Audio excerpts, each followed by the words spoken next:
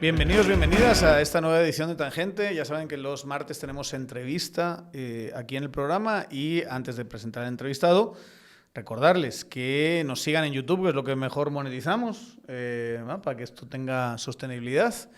Que nos sigan en las redes, en las plataformas de podcast, que también las monetizamos un poquito, ¿o no? Todavía no. Pero bueno, pero sí se puede. Eventualmente lo vamos a hacer. Sigan ahí. Y sobre todo que le den las notificaciones y nos sigan en nuestras redes sociales como Tangente GT. Bueno, hoy nos acompaña el director de la Comisión de Gobierno Abierto y Electrónico, Edi Kush. ¿Cómo estamos, Edi? ¿Qué tal? Bien, bien, bien. ¿Cómo va la cosa? Aunque siempre es mejor llamar comisionado, ¿verdad? Suena mejor, pero sí, eres director. Suena rimbombante, pero es coordinador y director. Coordinador y director de la comisión. De la Comisión Presidencial de Gobierno Abierto y Electrónico. Vamos a explicar en qué consiste esta comisión y cuál es la agenda de esta comisión, pero antes te quería hacer algunas preguntas. Edi Kush viene de ser director ejecutivo del capítulo de Transparencia Internacional aquí en Guatemala, de Acción Ciudadana, y yo creo que has estado siempre de ese lado, ¿verdad? Es tu primera experiencia de gobierno. Es mi primera experiencia de gobierno. Y en ese lado lo que hacías era darte penca. Ah, sí. Muy en la lógica de Manfredo Marroquín, ¿verdad? Y ese tipo de cosas. ¿Cómo ha sido el cambio de pasar a darte penca de un lado a trabajar en gobierno, intentar construir? ¿Entiendes un poquito a los funcionarios ahora? Mejor. Sí, claro. De estos meses. Sí, no, siempre más empático, digamos. No, de hecho tampoco era de solo pelearnos. La verdad es que nuestro papel era de defensa de los derechos humanos, derechos difusos. Y sí, realmente hubo momentos muy, muy catastróficos, muy difíciles para el país, en donde el rol nuestro, estando en sociedad civil, era defender una democracia, defender un Estado de Derecho, defender a las personas. Y claramente eso, frente a un régimen que planteaba autoritarismo, pues era incómodo. Pero ahora nos toca, de hecho, estar en gobierno, y la idea es ir construyendo. Siempre la idea es ir construyendo, trabajando, llevando una agenda que pueda plantear un desarrollo en el país, especialmente la inclusión, la confianza, el generar una justicia, y no solo justicia en general, sino una justicia social, que es lo que creo que este gobierno está promoviendo y está trabajando. Esas épocas, y más 2023, fueron épocas de pura resistencia, ¿verdad? O sea, Acción Ciudadana siempre ha tenido una parte de propuesta y de trabajar con instituciones, pero es una cosa que hace años ya habíamos dejado todos de hacer. Sí. Esa es la realidad. O sea, habíamos ido abandonando y cortando el cordón umbilical, si se quiere, con las instituciones públicas, con la que la lógica es que desde sociedad civil trabajemos con las instituciones públicas para mejorar esas políticas, pero eso ya había pasado hace tiempo. Y el rol era sobre todo ese rol de resistencia y demás. ¿Qué tan sorprendido te quedaste de los resultados del 25 de junio? Que por cierto se va a cumplir un año dentro de poco, ¿verdad? Imagínense, un año ya casi, de la sorpresa. Piedrasanta te invita al evento Quinta Cumbre Internacional de Educación. Es un espacio creado para el encuentro de docentes y expositores nacionales e internacionales que están buscando innovación educativa en respuesta a las necesidades actuales. Es un evento online, gratuito, para directores y docentes. Se llevará a cabo entre el 3 y el 14 de junio. Para mayor información, visitar eventos.piedrasanta.com. Entonces, si eres docente o eres estudiante y director, te conviene y te recomendamos apuntarte a este evento del 3 al 14 de junio en eventos.piedrasanta.com. ¿Cómo lo viviste? No, yo creo que fue un momento histórico que creo que no se ha terminado de asimilar incluso. Después de todo esa problemática que se generó, incluso la manipulación que se hubo en las elecciones, la manipulación que hubo, o la cooptación del proceso, ¿verdad? Claro, de del proceso, candidaturas, de todo ese tipo de la exclusión de candidatos, ya pues, la ley estaba de más, eran criterios políticos prácticamente, y que realmente generaron en la gente que ya venía desde hace mucho tiempo, incluso desde 2015, mucho antes, generaron la gente ya una manifestación de desacuerdo con cómo venía generándose la agenda política. Y también creería que se da un cambio que es a nivel social, que es muy espontáneo y que eso es histórico, muchas veces no se repite, como ha pasado en otros cambios a nivel político en otros países, que es una politización profunda, le dice, por ejemplo, García Linera de Bolivia, en donde realmente toda la gente habla de política. Y lo que pasó el 25 de junio del año pasado, eso fue lo que pasó, hizo clic en la gente. Nosotros estábamos como observadores electorales también, vimos cómo se dio el cambio y cómo la gente cambió esa perspectiva. Y la gente empezó a participar en las tortillerías, en los restaurantes, en donde toda la gente está hablando de política, y eso fue lo que pasó de 6 meses hasta que se dio una manifestación masiva que duró 106 días, que lideraron pueblos indígenas especialmente, que para mí es un cambio histórico que hay que asimilar y que creo que plantea una agenda política que exige inclusión, exige mayor igualdad. ¿Cuántos años estuviste en Acción Ciudadana? Estuve 10 años. 10 años. ¿Y antes de eso, dónde habías estado? Estaba estudiando en Totonicapán, yo soy de Totonicapán, estudié en Quetzaltenango, en el CUNOC, y también trabajé en el caso de la masacre de Alaska en el 2012, ahí estaba, y después pasé a Acción Ciudadana a trabajar directamente acá en la capital. ¿Y cuando dices trabajaste ese caso, qué hiciste ahí? Era asistente legal del abogado que llevaba el caso en ese momento. Que se acaba de resolver, ¿verdad? Sí, esa es otra historia, podemos hacer un podcast de eso, pero realmente... Qué tragedia más terrible y lo que pegó también, o sea, yo creo que fue parte de un proceso más largo que nos ha llevado hasta aquí. Claro. Pero eso pegó muchísimo. Esa época fue ¿te acuerdas? Era constante la discusión alrededor de lo que había pasado, ¿verdad? De una tragedia absolutamente innecesaria. No, yo lo viví muy de cerca primero porque el abogado que llevaba el caso pues nos llamó para que prestáramos apoyo, pero ese momento en el que se dio la masacre había un sentimiento de desolación en todo el pueblo. Y estaba a punto la gente de verdad de ir a gobernación y pues quemar la gobernación, estaban dispuestos a medidas de hecho que se llaman. Exacto, ¿no? Y creo que el liderazgo de las autoridades ha sido clave y lo demostraron otra vez ahorita a finales del año pasado, lo demostraron que el liderazgo que se mantiene en la organización es muy importante y creo que es un ejemplo a nivel mundial de cómo una organización indígena pues ha trascendido hasta este punto. ¿En qué momento te empiezas a pensar en pasar del otro lado del río, digamos? Tú que has estado siempre de este lado, ¿cómo es que decides pasar al siguiente? Pues sí ha sido fue difícil la decisión realmente. Desde Acción Ciudadana, pues estábamos en los temas que a nosotros lo hemos impulsado. A mí me gusta mucho el tema del litigio estratégico, me gusta mucho el tema de promover la transparencia también, la formación.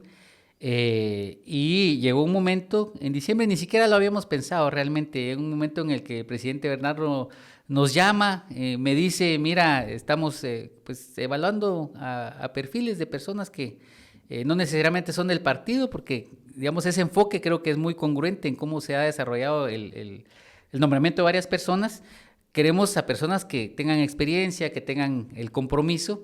Y pues me llamó, me preguntó de varias cosas, de cómo enfocar el tema de lucha contra la corrupción, el tema de transparencia, qué espacios hay, y es así como empezamos a platicar a finales del año pasado, y ya antesito de Año Nuevo me dice, mira, pues puedes estar como comisionado de gobierno abierto. ¿Y cuánto tiempo tardaste en tomar la decisión? Tardé unos 2-3 días, consultas con la familia, amigos, realmente un paso trascendental.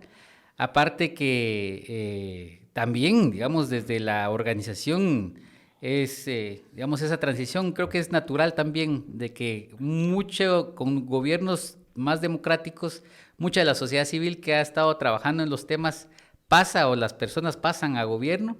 Y obviamente se debilita también de alguna forma la sociedad civil. Es real. ¿Y qué te convenció finalmente? Pues el proyecto, yo creo que yo pienso que este gobierno plantea la esperanza para, en general, todos los pueblos en Guatemala. Hay que protegerlo con todas las ganas. Yo sé que pueden haber errores, pueden haber tropiezos, hay una oposición bastante fuerte, pero es un gobierno realmente que pues plantea... Hay ansiedad en el ambiente, ¿no sientes que hay mucha ansiedad? Claro que sí, pero mira, y mucha gente que también no pondera el hecho de que al final es un gobierno que sí representa, entonces hay que protegerlo, o sea, van a haber críticas, pero contra todo hay que proteger nuestra democracia, nuestra representación, y creo que eso lo hablamos muy bien con el presidente, y yo por eso también me decidí también en participar dentro del gobierno. ¿Y qué es esta cosa de gobierno abierto y electrónico? ¿Qué significa eso? Mira, son dos conceptos que se vinculan. Gobierno abierto es un concepto que viene de los 70s en Inglaterra, pero que retoma el gobierno de Barack Obama en Estados Unidos con aquella política de salud que planteó, de co-crear, de que la gente participe dentro de los espacios de decisión política en Estados Unidos. Lo lanzaron 8 países, si recuerdo, Estados Unidos, Brasil, Francia, Canadá, entre otros países, y la idea es que gobierno abierto sea un espacio en donde tanto sociedad civil como gobernantes puedan sentarse a co-crear y ponerse de acuerdo para definir políticas públicas. Incluso se plantea mucho en el tema de transparencia y participación ciudadana, pero yo creo que va mucho más allá, incluso a nivel de decisiones políticas, dependiendo de la apertura de los gobiernos. Entonces, esa es la parte abierta. Es la parte abierta. ¿Y la parte electrónica? Y la parte electrónica que, a través del uso de las tecnologías, de la información, de la comunicación, se pueden buscar mecanismos de apertura también, de participación, de democracia, pero plantear también una transformación digital. Entonces, se combinaron los conceptos, van intrínsecos realmente, pero digamos, dentro de la visión que nosotros tenemos en la comisión, es que hay un eje definitivo en el tema de participación ciudadana y hay un eje que es el de tema de transformación digital. Transdoc, como ustedes saben, es la feria del empleo permanente. Si usted necesita en su empresa recurso humano que no encuentra por su cuenta, consulte a Transdoc, transdoc.com, o escriba al contáctenos @transdoc.com. Tendrá acceso ilimitado a hojas de vida, publicación ilimitada de vacantes y usuarios, reclutadores ilimitados en el periodo contratado. Ellos llevan ya muchos años trabajando en esto, son expertos, confía en Transdoc si necesita contratar. Claro, esto se hace a través de una comisión para darle más importancia a estos temas, asumo. Y es una comisión que viene ya de sí, bueno, ha sufrido cambios. Sí. Sí, bueno, ha habido ahí todo tipo de travestismos, digamos, sí, dentro de la institucionalidad. Pero, digamos, la idea es una comisión que le da seguimiento a estos temas, que son los considera el gobierno, o el Estado, si quieres decirlo así, especialmente importantes, y te da cierta facultad como desde esa comisión para monitorear, evaluar, impulsar en distintas instituciones. ¿Esa es la idea? Así es. Bueno, las comisiones en esencia están ideadas para apoyo, para impulsar una agenda que no esté comprendida, digamos, dentro de los ministerios o las dependencias, secretarías. Y en este caso la Comisión de Gobierno Abierto, que vino de la primera COPRED, que era el tema de transparencia, la GEPAT, también el gobierno de Jimmy Morales. La primera COPRED es el Patriota. Exacto. Que es la de Taracena, ¿verdad? ¿Cómo se llama? Verónica Taracena, que en realidad fue un instrumento yo creo que ya es ampliamente entendido como un instrumento de represión de Rosana Baldetti, que la tenían ahí como para ver quién estaba cumpliendo, quién no, y que agarraban a los que internamente no estaban haciendo caso y les daba duro, ¿no? Así es. Así, no, incluso historias que hemos estado escuchando ahí mismo de la comisión de cómo se transformó, que en el salón de reuniones que tenemos ahí en ese edificio nunca ha cambiado, incluso tenían cámaras. Entonces llegaba sociedad civil, por ejemplo, a reunirse con ese gobierno y salía en la pantalla Roxana Baldetti como partícipe de la reunión, pero monitoreándolos a todos, así como con su seguridad, como que una cuestión como de Big Brother, ¿no? De estar vigilando. Más electrónico que abierto, ¿verdad? Más electrónico que abierto. Exacto, sí. Bueno, cómo se haya creado y cómo se haya desarrollado es otra cosa. ¿Qué te encuentras?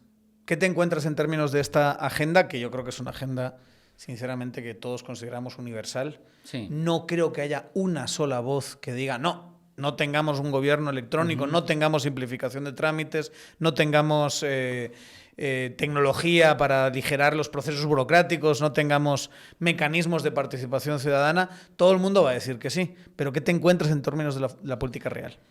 Mira, realmente primero que nadie conoce que era gobierno abierto, ni nadie conocía ni siquiera la comisión, ¿no? O sea, ¿cuánta gente tienes trabajando ahí? Cuando entras, ¿cuánta gente tienes trabajando? Eran 60, algunos que habían salido antes, renunciaron, pero en la planilla aparecían 60. Y poco a poco se ha ido depurando, pues creo que es una mala práctica realmente dentro de los gobiernos. Pero es estratégico también cuando uno llega y pues tiene la necesidad de... Bueno, porque te encuentras ahí control. Un montón de... No, claro. ¿Qué? Plazas fantasmas y casi o gente afín a otras figuras. Sí, no necesariamente plazas fantasmas, pero sí gente afín, algunas plazas sobrevaluadas en honorarios, cosas que sí realmente sorprenden. Pero más allá de eso, que es una institución pequeña, el tema es que era un gobierno cerrado. Apenas si permitían la participación de la sociedad civil, los planes de acción, que eso es el resultado, el producto de las discusiones que se generan entre sociedad civil y gobierno. Ahorita estamos en un 6º plan, o sea, ya han habido 5 planes anteriores. Algunos pues permitieron algunos avances a nivel de transparencia, pero realmente este 6º plan muy mal diseñado, con poca participación de sociedad civil, algunos sobrevivientes realmente de esa dinámica. Yo conozco un poquito de esa contraparte, digamos, que hemos estado en sociedad civil del otro lado. Como que se tenía cierto respeto hacia el antiguo director de la comisión, que es Enrique Kosic, si no estoy mal, pero que en general, digamos, sí había habido mucha tensión con sociedad civil y como que se había alejado sociedad civil de ese espacio.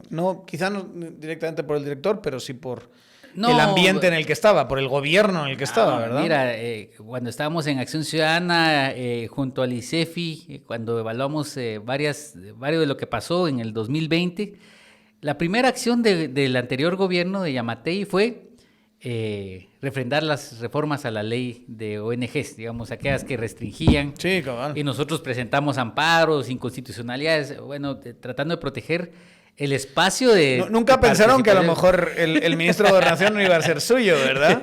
Ahora estaría bien que se agarrase la versión más dura de esa ley y empezases a cancelar a gente, ¿verdad? A ver qué tal les parecía entonces, ¿no? Entonces, mira, en ese momento fue que, al menos desde Acción Ciudadana, que estábamos trabajando en ese momento, sí se decidió, bueno, aquí no hay un espacio democrático, no vamos a jugar a legitimar un gobierno en estos espacios en donde nos están tratando de cancelar, donde nos están persiguiendo. Entonces, prácticamente hubo un cierre y hubo sociedad civil que sí sobrevivió y de hecho es valioso porque eso también permitió que este espacio se rescate en este momento. Claro. Entonces, eso ahorita es valioso porque plantea ya lo que sí queremos es que se abra el gobierno hacia la sociedad civil. Si tuvieses que decir una agenda, yo te iba a decir la que yo pienso, digamos, pero respóndeme tú como quieras. Lo que sí pasó en la legislatura pasada, que creo que es de lo mejorcito desde mi perspectiva, yo quisiera escuchar la tuya, es la ley de simplificación de trámites. Sí. Es el hecho de que tengas un marco legal que te permita meter la parte electrónica, que te permita, digamos, como implementar otra clase, una modernización, básicamente. Claro. O sea, yo me tengo, por una queja personal, ¿verdad? Tuve que ir hace unas semanas a migración, Dios de mi corazón. Sí. Vaya trámite, son 7 colas que tienes que hacer distintas para simplemente pagar unos impuestos. Sí. Es un impuesto por ser extranjero, básicamente. O sea, por yo vivir en este país y poder entrar y salir sin problema. Yo tengo residencia permanente. Tengo que pagar una tasa, que estoy dispuesto a pagarla. No es como me encante, ¿verdad? Pero estoy dispuesto a pagarlo. pero ¿por qué me lo pones tan difícil? ¿Por qué me haces perder una mañana entera de trabajo para ir a pagar la puñetera? Permítemelo que lo pueda pagar online, por favor. Mínimo eso, ¿verdad? Si te voy a pagar, no estoy haciendo nada más. Entonces, yo siento que esa es tu agenda más importante, ¿o no? ¿O cómo lo ves tú? Sí, las dos, ambas. Mira, en el tema de gobierno abierto, nuestra agenda más importante es territorializar el gobierno abierto. Y lo vamos a hacer. El jueves vamos a ir, dicho sea de paso, esta semana es la semana de gobierno abierto. Ah, mira. El 27-31. Entonces, para que sepan, vamos a tener algunas actividades. Para que veas que la invitación era prudente, sí, digamos. Claro. No, territorializar. O sea, queremos ser congruentes, pero también trabajar acá con la sociedad civil. Es decir, es inclusión en esencia. Entonces vamos a trabajar con comunidades indígenas, autoridades, organizaciones locales. En Chiquimula vamos a tener un evento bastante grande este jueves y esa es nuestra agenda. Entonces nuestro cronograma va en ir al territorio y hemos buscado los apoyos para eso, porque hay que ser congruentes con los movimientos y todo lo que pasó y que participen dentro de esta agenda de gobierno abierto.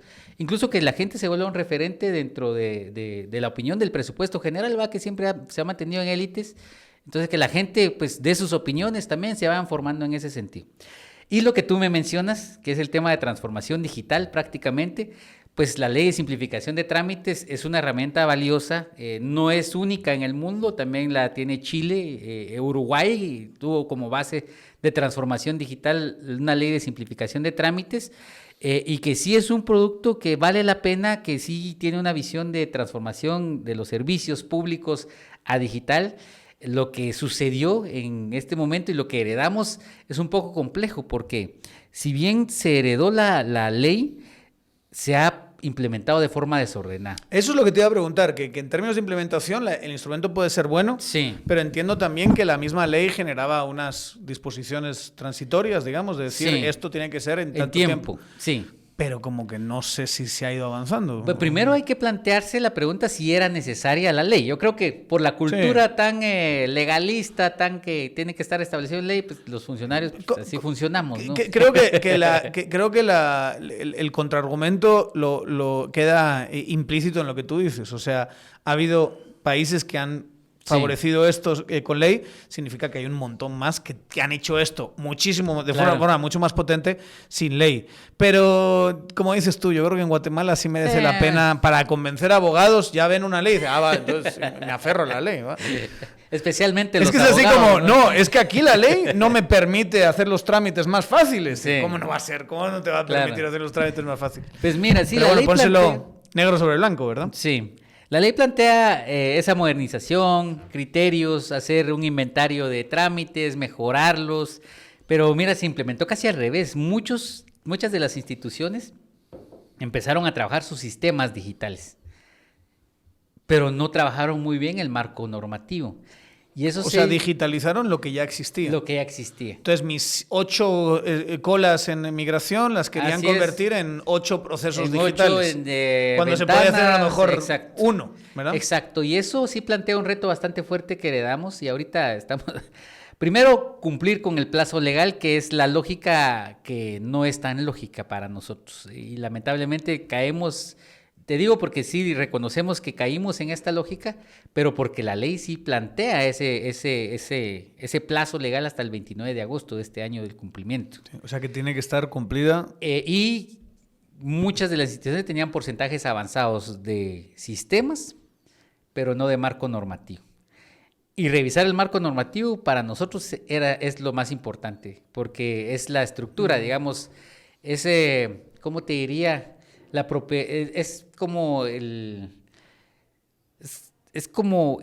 software del Estado, te podría decir. Es decir, cómo está ideado, cómo... Sí. Bueno, también hay una parte sustantiva, ¿verdad? O sea, ¿es el trámite necesario? Exacto. ¿O me estás poniendo un trámite que a veces son irracionales? O sea, en las cosas que tienes que hacer burocráticamente, a veces dices, ¿pero para qué tengo que hacer esto?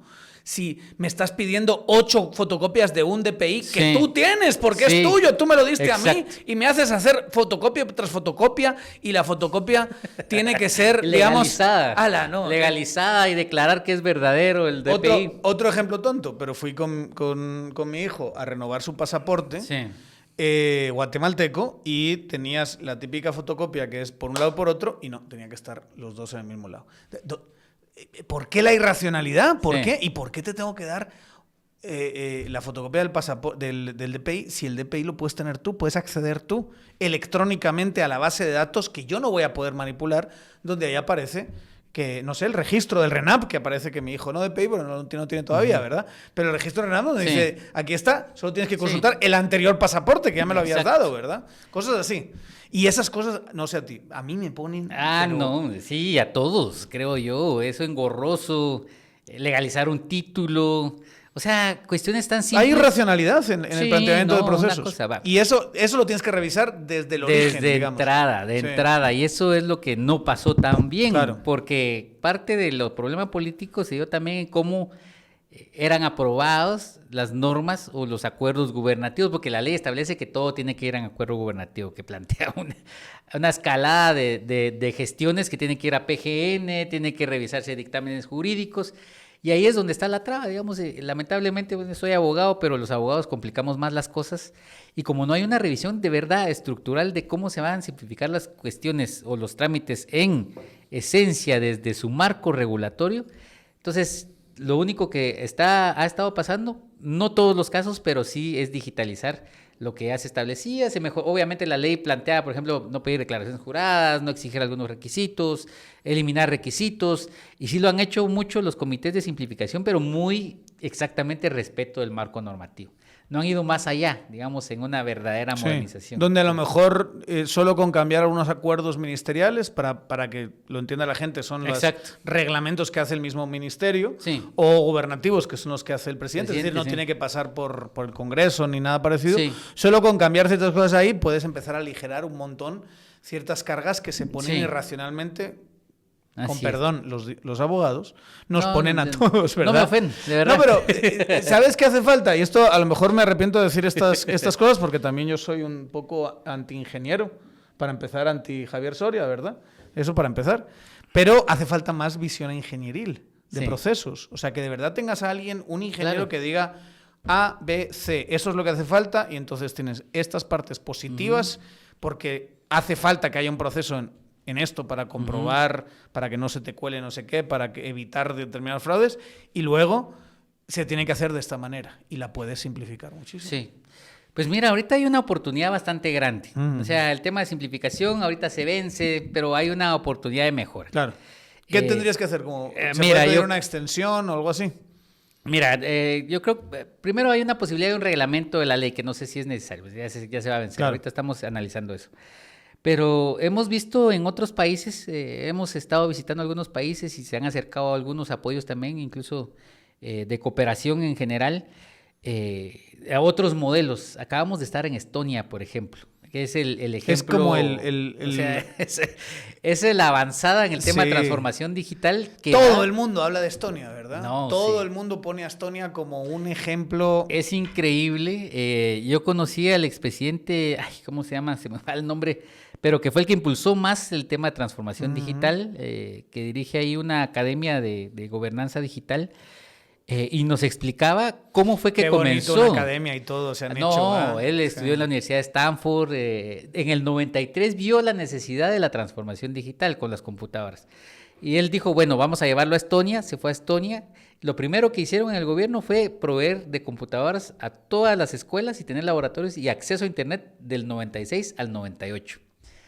Entonces ya tenían una base. Claro. Y lo que él dice, mira, no es... Muchos pensamos en transformación digital, en comprar equipo de cómputo, en tener el hardware, cuando en general es una decisión política y una decisión de que el gobierno debe generar el software para el gobierno, nos dice él así, pero muy metafóricamente, en el sentido de que tiene que haber una transformación digital.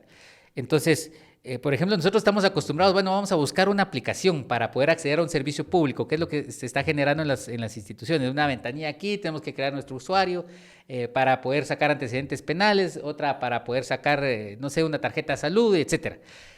Allá el Estado se acerca al ciudadano, sin necesidad de que se entre el ciudadano a una página web ni una aplicación, sino hay momentos críticos en la vida de la gente que ya desde que uno nace, digamos las vacunas, a los niños en Estonia prácticamente llegan los médicos a la casa, bueno, hoy le toca la vacuna a su hijo porque así está programado según el sistema de salud, y ya.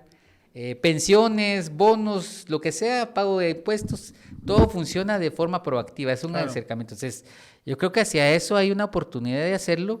Fíjate, esto sí va a pasar como en 20 años en Guatemala, ¿verdad? O sea, estás poniéndote no me digas que no, estás poniendo la barra muy... Estoy hablando de una experiencia, pero mira, yo creo que en eso es donde hay que ir pensando. Una de las cosas que tuvo como virtud el gobierno de Juan José Arevalo, el padre de Bernardo Arevalo, fue que se rodeó de los mejores expertos en su momento. Digamos, los costarricenses en el tema de seguro social, el derecho de trabajo, mexicanos. Y ahorita con el tema de transformación digital, pues hay ejemplos bastante fuertes a nivel global. Que se vengan unos estonios aquí y nos ayuden. Eso es lo que estamos promoviendo, de verdad. Estamos tratando de hacerlo. Y que si bien tú dices aquí a 20 años, pues podemos tener avances en servicios piloto.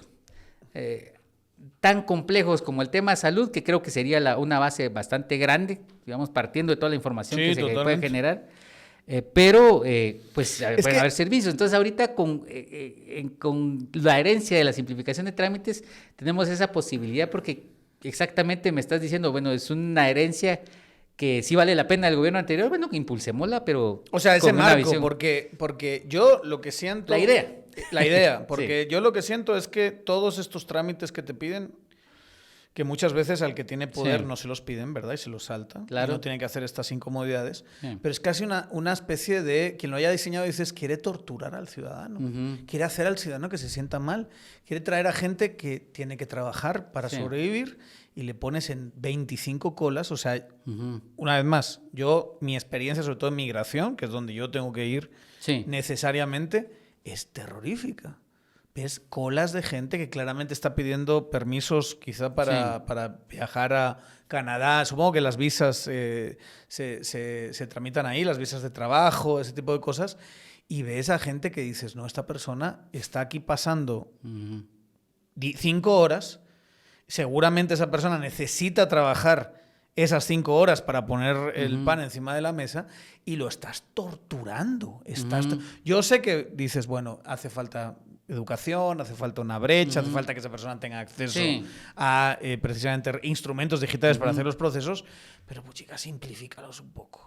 Claro. Hácelo fácil, piensa en la persona. Edificios pura M, donde tienes que estar haciendo cola en la calle, o sea, es una cosa... Caros. Yo siento que además políticamente la ciudadanía, si encuentras, como no vas a poder hacerlo todos, si encuentras, digamos, ciertos que mucha gente tiene que hacer y ayudas a simplificarlos a través de estas experiencias, de estos modelos, el impacto político que puede tener eso, de aquí a 2 años, a 3 años, puede ser tremendo. Sí, no, yo creo que hay una oportunidad, de veras que ese puede ser un legado importante que dure de aquí a cuanto dure la humanidad, digamos, porque todo va tendiendo a la transformación digital. Todos están, digamos, es que nosotros de verdad que hemos estado en unas reuniones ahorita, estamos coliderando junto a Costa Rica un espacio que se llama EU-LAC, que es un apoyo entre Unión Europea y Latinoamérica para este tema. Y mira, o sea, Chile desde el 2011 tiene una identificación única de sus trámites y tiene una página única para poder hacer los trámites en línea. Perú, solo accedes a una y ahí está. ¿Quiere hacer una licencia de construcción? Aquí está. Así es. ¿Quiere usted sacar un certificado de nacimiento? Ahí por está. Aquí. Sí. O sea, único. Increíble. Porque en el fondo está la comunicación. Es como el intercambio de información. Tú me dices, bien, el DPI, ¿por qué lo están pidiendo si es algo que es información mía, pero que tiene en posesión el Estado? No, pues, casi más información del Estado que mía. Claro. Si lo así es. De hecho, es el control del Estado, pero una única vez se tienen que pedir las cosas. Entonces, si se tiene, por eso te digo que el de salud, por ejemplo, tiene una virtud, porque si se recoge información de todos y se transmite a las instituciones que lo necesitan para generar un trámite o para prestar un servicio, más que el trámite, digamos, dejar incluso la lógica del trámite, sino del servicio que quiere el ciudadano, se le va a vencer su visa, bueno, se le vence su pasaporte, ya, o sea, ya que está renovado, ya no tiene necesidad de hacer nada. Claro. Así debiese ser. Solo en San Miguel, aquí nuestros amigos de San Miguel, miren esta belleza en madera, encuentras todo lo que necesitas para tu proyecto de carpintería y remodelación. Pueden visitarlos en la tienda de Zona 9, en la Sexta Avenida 1228, o escribir y llamar al 2268-0808. 2268-0808. Es un número de WhatsApp también, aunque no lo parezca. San Miguel, para que puedan hacer lo que les dé la gana y tienen todo lo que necesitan para su proyecto de carpintería y remodelación. Una vez en España, solo para ponerte ese ejemplo, yo tardé literalmente. Lo que pasa es que ya a partir de determinada edad, hace ya muchos años, lo hago aquí en la Embajada de España. Pero yo, cuando tenía 20 y pico años, hice un trámite de renovación de pasaporte, te lo juro, en 2 minutos. Entré, me hicieron la foto, Claro. Sí, firme aquí, pum, a huella, si es usted, démosle. Sí. Y estaba así, digo, bueno, sí, y me lo generaron impreso. Una cosa de espectáculo. Es que mira, y parte de exactamente el tema de pasaportes y de DPI son la base para todo eso. Es la identidad, pero una identidad digital. Esa es la base para que funcione todo lo demás. En Guatemala tenemos una identidad, sí, pero no, sí que tiende a lo electrónico, pero no una identidad digital por sí misma. Que en Estonia sí está bien definida, incluso con la fecha de nacimiento, tengo unos mecanismos. Pero ponle ahorita el que se comunique el RENAP con las demás instituciones para que a todos no nos pidan certificación de nacimiento, para inscripción de niños, por ejemplo, en las escuelas.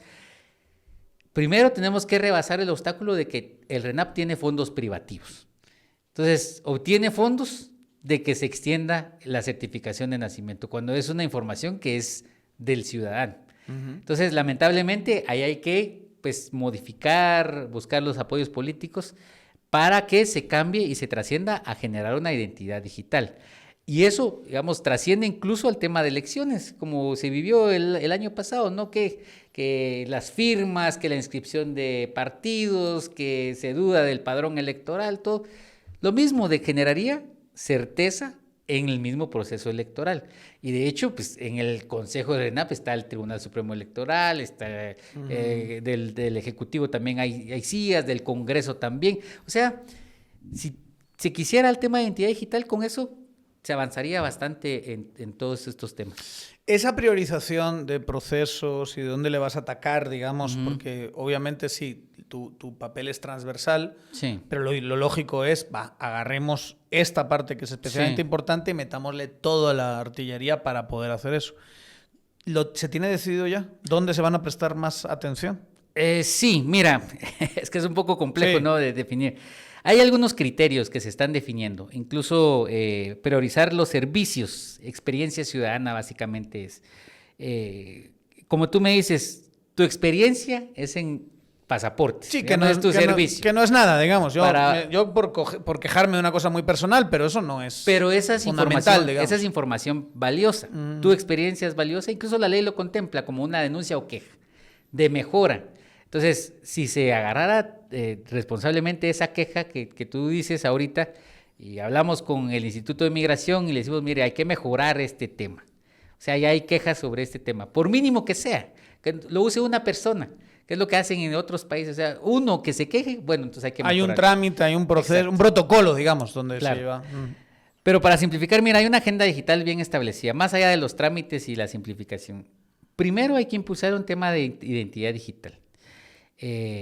A nivel político, pues hay que hablar con el RENAP, hay mucho el apoyo también recae en el liderazgo del presidente, que eso generaría los fundamentos para poder plantear una identidad digital para todos, para que se mejoren los servicios.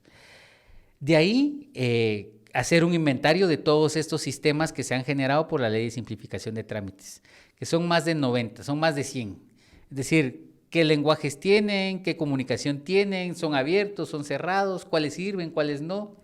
Identificar respecto a los servicios que se quiere comunicar, hacer el inventario y empezar un proyecto de interoperabilidad, se llama, que es que se comuniquen entre sí.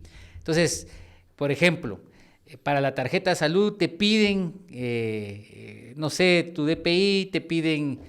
bueno, no sé, había que ver de ornato, sí. Entonces que certificación logremos un acuerdo de interoperabilidad y que esa información se meta en un costal que tenemos una solución ahí que se maneja en todo el mundo, y entonces cuando lo necesite, la otra institución lo jalan a tiempo real. Claro. Que lo que ha pasado ahorita es que se manejan con unas aplicaciones que se llaman APIs, que lo generan pero no en tiempo real, entonces no está actualizada la información muchas veces. Si se logra eso, entonces ya se empiezan a dar No haría falta llevar esas fotocopias que te decía yo. Digamos, eso se hace para que el funcionario lo vea y esté seguro de que va a autorizar algo que está ahí. Si no lo haces en tiempo real, entonces no puedes tener esa información. Ya y de los servicios que queremos, porque esos son los pasos previos para que la gente sienta el impacto, ¿no? Estamos pensando en salud, viendo un poco la experiencia de Costa Rica, que, bueno, Costa Rica el sistema de salud funciona muy bien, pero podría ser una oportunidad también para mejorar el servicio y generar datos.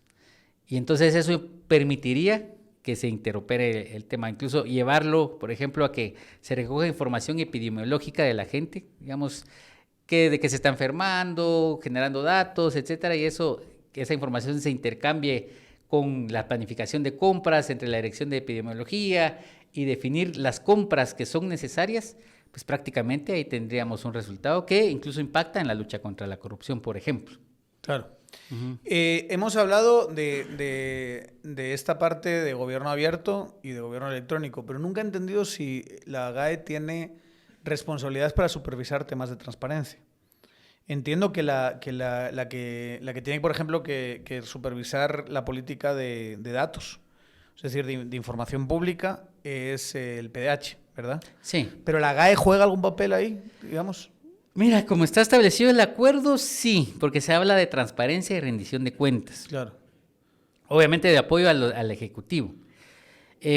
Nuestro enfoque va a ser un poco más en fortalecer exactamente el cumplimiento de la ley de acceso, pero sin ser como rectores como... Claro, como que no vas a estar ahí monitoreando ni nada. No, yo creo que... Es que al final también puedes hacer lo que te dan las armas que te dan, digamos. Entonces tienes una institución que no deja de ser pequeña. O sea, te encontraste 60 personas, ¿ahora cuántas tienes? Ahorita 40 Con 40 personas tampoco puedes esperar manejar tantísimos temas, por eso es bueno enfocar. Te lo digo porque ha habido algún debate sobre qué tan transparente es este gobierno, que me parece que es un debate muy sano y muy interesante, ¿verdad? Hubo por ejemplo, una editorial de República, del medio República, diciendo que este gobierno no estaba cumpliendo los estándares que el mismo gobierno se había planteado. Ahí mencionaban una cuestión de dar entrevistas, que eso sí es otra cosa, ¿verdad? Libertad de expresión. Bueno, pero me refiero a que no te da entrevistas tal funcionario, bueno, pues habría que ver si eso se convierte en algo sistémico o simplemente no te las dio en las 2 semanas que tú querías tenerlas. Eso es distinto. Si no, aquí en Tangente también nos podemos quejar de toda la cantidad de gente que no nos está diciendo que sí a nuestras entrevistas. Y no sé si eso es tan relacionado con la transparencia, pero sí estaban hablando de que los periodistas, según el editorial, y me pareció un tema interesante, que se había comprometido Bernardo Arévalo de tener un sistema de dar información a periodistas que no pasase por la ley de acceso a información.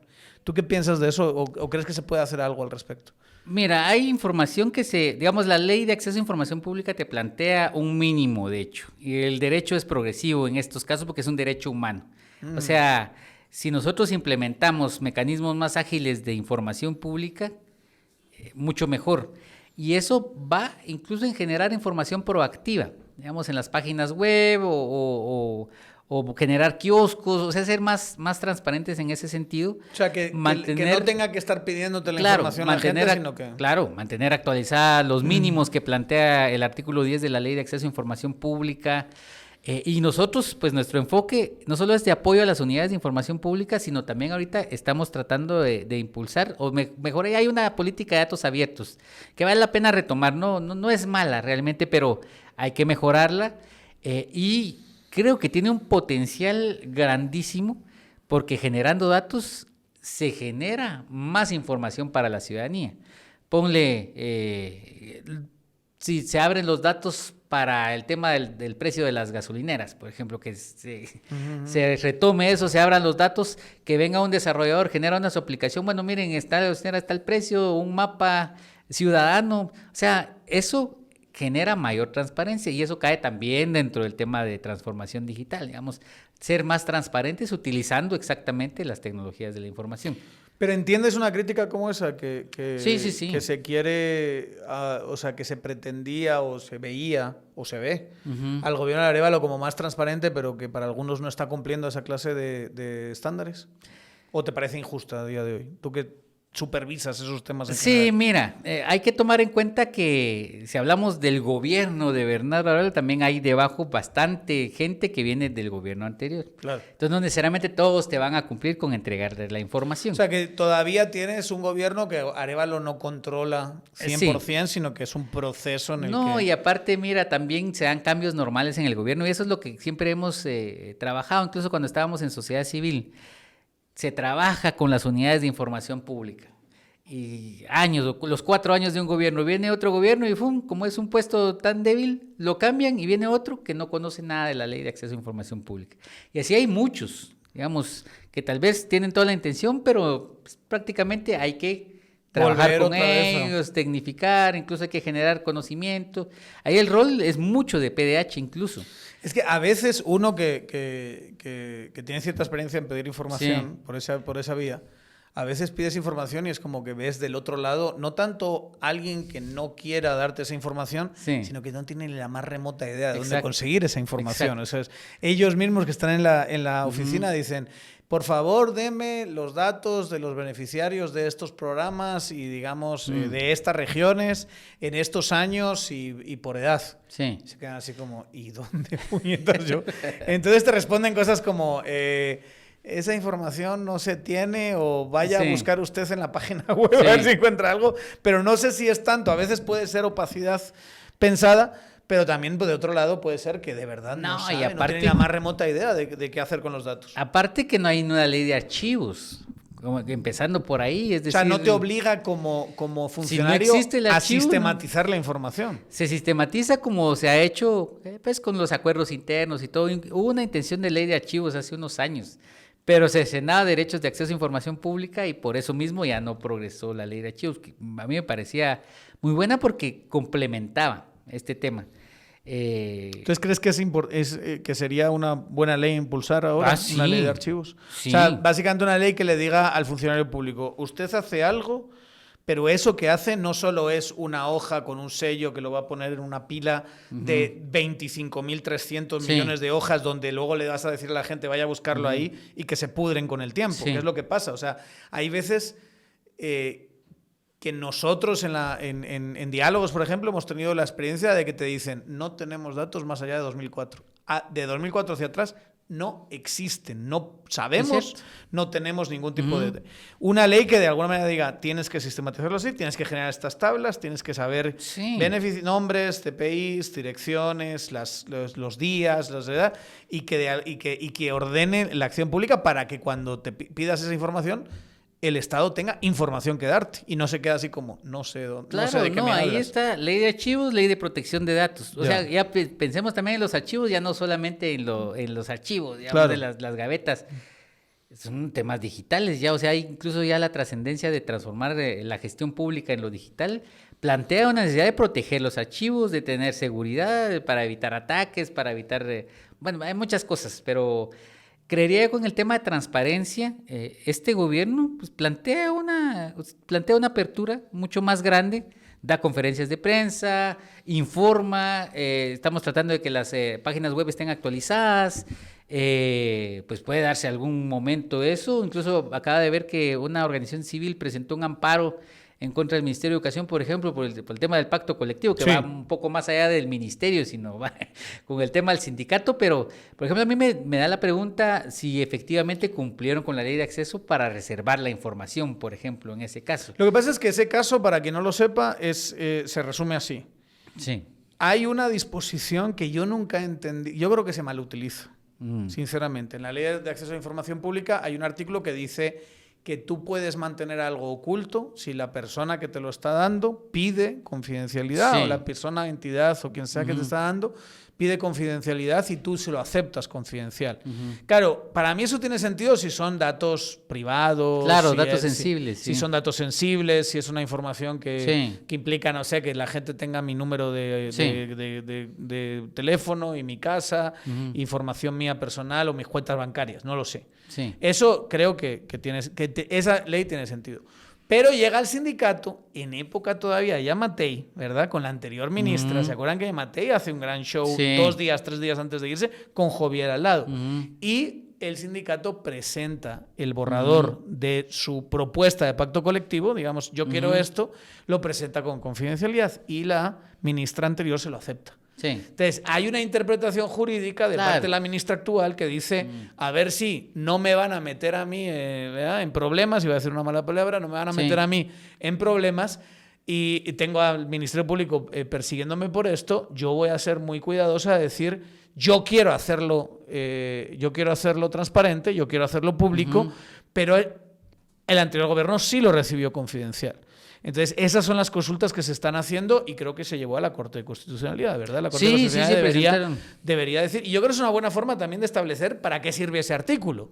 Claro. Y que la Corte, si es una Corte decente, que yo tengo mis serias dudas, dirá, este artículo está solo para información sensible, no para un pacto colectivo. Claro. Eso es un mal uso. Es una cuestión pública en esencia. Que tiene que ser pública, ¿verdad? Pero, claro, lo que pasó es que esta organización, el Movimiento Cívico Nacional, está pidiendo, digamos, presentando un amparo contra la ministra para que la ministra lo haga público. Sí. Yo creo que como forma de colaborar con la ministra, o sea, porque la ministra quiere hacerlo público, ¿verdad?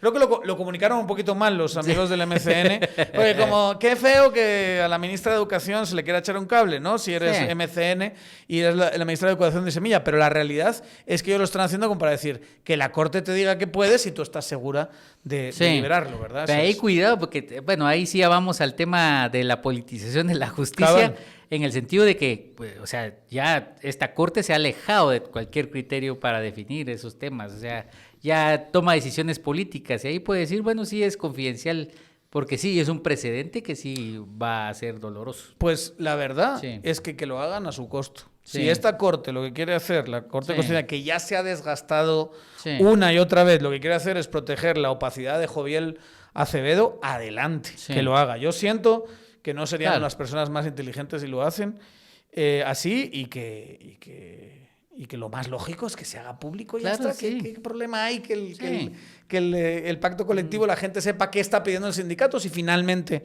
se va a acabar sabiendo que se pacta, ¿verdad? Sí. Pero entendamos el proceso, entendamos las discusiones. Claro. Si me preguntan a mí, que pongan cámaras en la sala. En la sala donde están los sindicatos, eso sí, pero ahí sí levantas a los sindicatos y el país lo polarizan, ¿verdad? Si haces algo así. Pero digamos, creo que esa es si vamos a ser transparentes, esa es la actitud en general. A veces te levantas y piensas que me he metido en un lío terrible. Me quiero volver a sociedad civil a poner amparos contra los golpistas, ¿o no? Nada, las dos tienen su complicación. Hubo momentos en sociedad civil que ya sentíamos que iban y nos seguían, ¿no? O sea, una cosa que también... 2023 para cierta gente fue muy duro, ¿eh? O sea, hay mucha gente que no está tan involucrada, que no lo ve. Y yo lo he dicho bastantes veces en este programa, no es cuestión de quejarse todo el rato, pero sí algunos lo pasaron mal, ¿verdad? Sí. O sea, estaba esta sensación de cualquier día se levantan y como para hacer un ejemplo van detrás de uno, ¿verdad? Pues mira, sí, hay veces que uno, quizás yo duermo rápido, tiendo a dormir rápido, pero en medio de la noche así como, tengo esta idea, mañana voy a...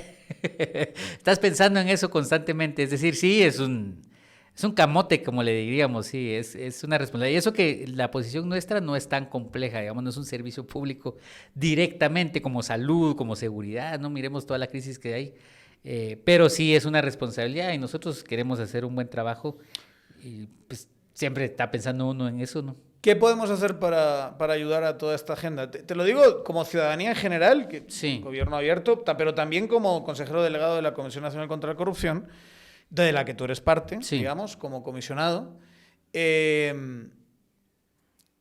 si quisiésemos impulsar esto desde esa instancia y desde la comisión en general, ¿qué podemos hacer para ayudarte?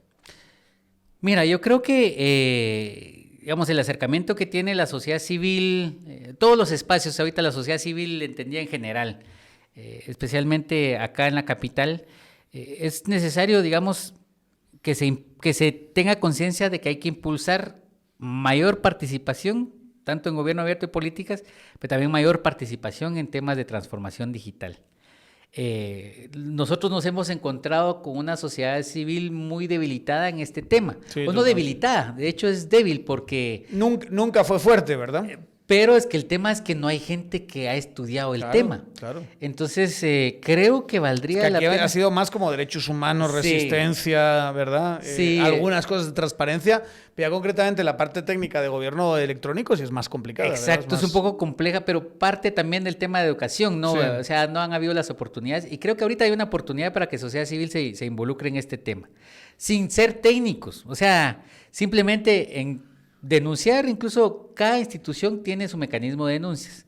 Nosotros estamos pensando en una estrategia también para abrir este tipo de denuncias de trámites, que eso también va un poco en identificar qué es lo que está fallando, pues hay algunas cosas también detrás, o sea, creo que podría ser información valiosa también que puede trascender ya sea a la Comisión Anticorrupción o a las mejoras dentro de los sistemas digitales.